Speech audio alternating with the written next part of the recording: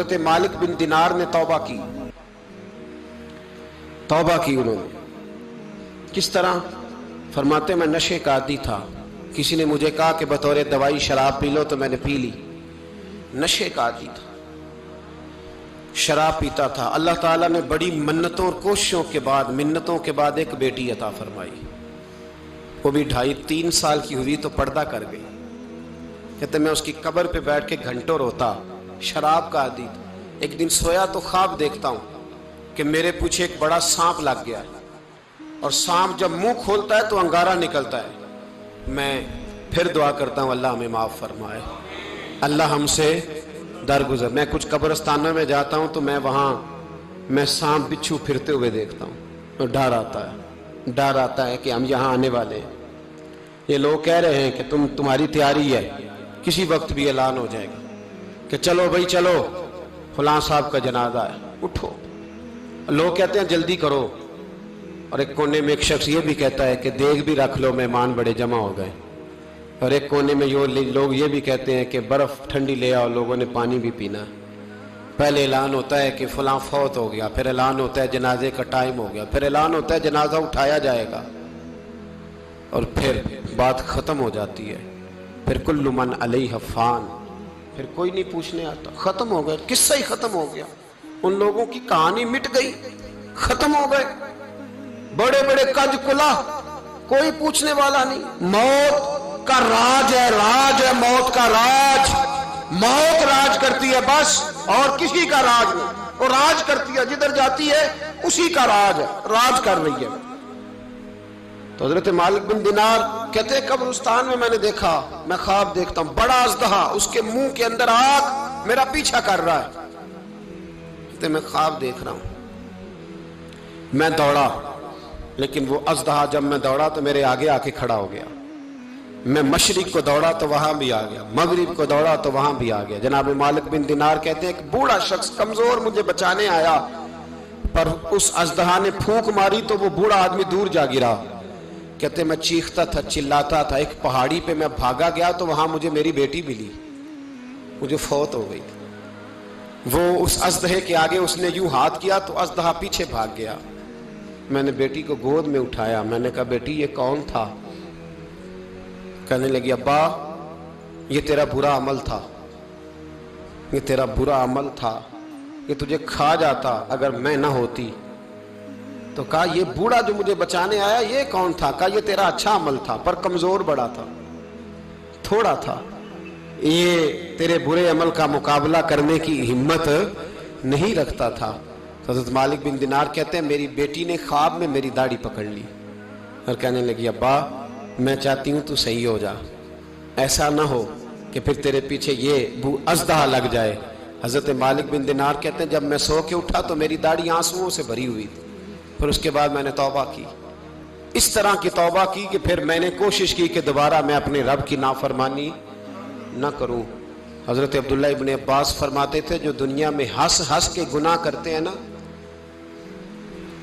ہنس ہنس کے جھوٹ ہنس ہنس کے بولتے ہیں, ہنس ہنس کے لوگوں کی غیبت کرتے ہیں, فرمایا یہ جو تمہیں ہنس ہنس کے گناہ کرتے نظر آتے ہیں ان کا رونا قیامت میں دیکھا نہیں جائے گا, ان کے آنسو قیامت میں دیکھے نہیں جائے. جو ہنس ہنس کے گناہ کرتے یہ روئیں گے.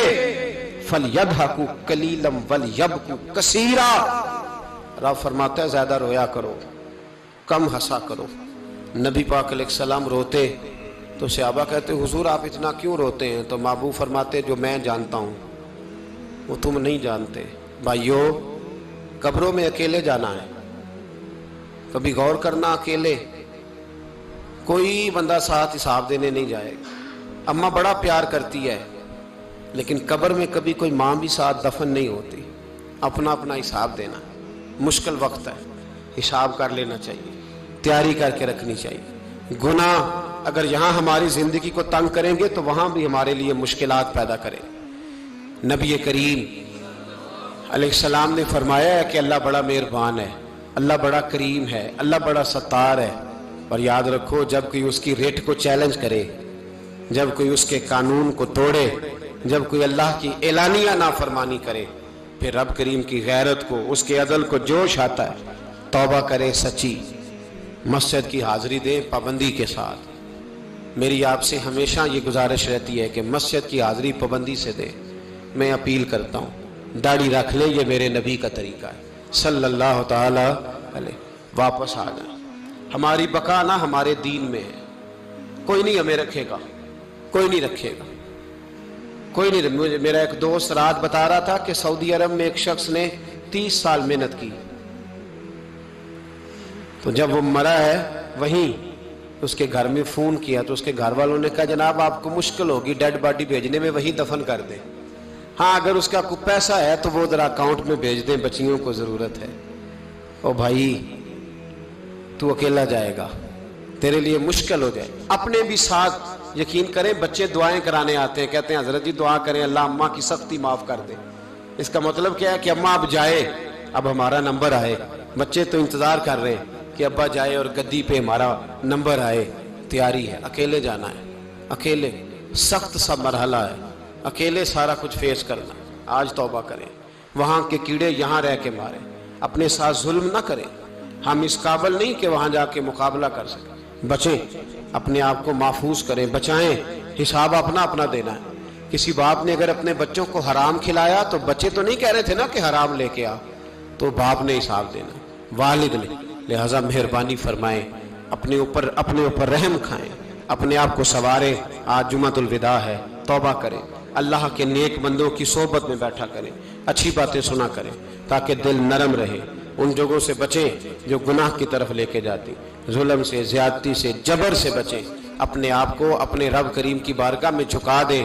ہمارا کہیں اور گزارا نہیں، کوئی نہیں ہمیں پوچھے گا۔ اقبال رو پڑے آخری عمر میں، رو پڑے اور اللہ کی بارگاہ میں عرض کرنے لگے نہ جہاں میں کہیں بھی امان ملی، جو امان ملی تو کہاں ملی، میرے جرم خانہ خراب تیرے عفو بندہ نواز میں۔ پناہ صرف اللہ رسول کی بارگاہ میں، باقی کوئی پناہ دینے کو تیار نہیں ہے۔ دعا کرتا ہوں اللہ کی بارگاہ میں اللہ ہمیں سچی توبہ کی توفیق عطا فرمائے۔